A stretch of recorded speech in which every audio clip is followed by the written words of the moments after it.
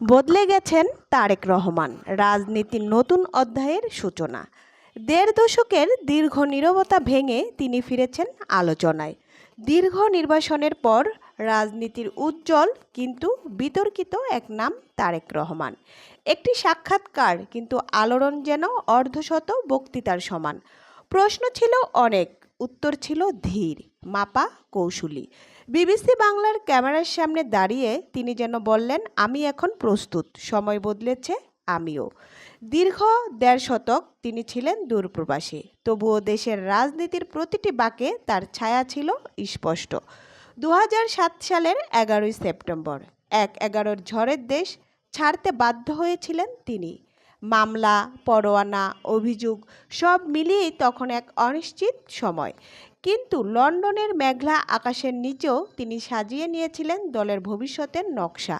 Virtually, নিঃশব্দে, তৃণমূল থেকে শীর্ষ পর্যন্ত রাজনীতির টেবিলে ঘুরিয়ে দিয়েছেন।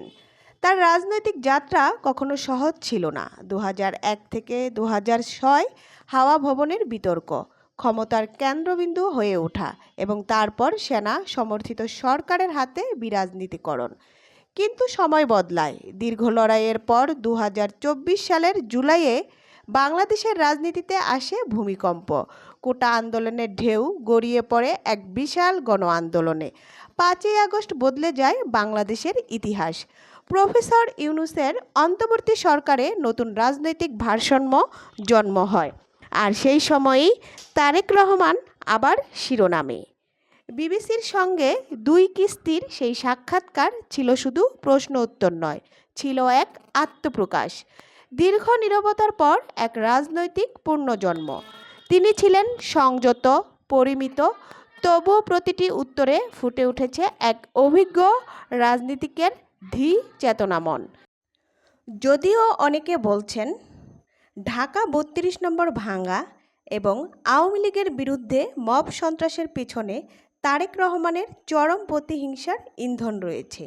সমালোচকদের বক্তব্য হলো, মিলুল হোসেন রোডের বাড়িটি আদালতের নির্দেশে ভাঙার পেছনে তৎকালীন সরকার প্রধান শেখ হাসিনার যেমন ইচ্ছা ছিল, একইভাবে 32 নম্বরের বাড়িটি মব দিয়ে ভাঙার পেছনে তারেক রহমানের জিজ্ঞাসা কাজ করেছে।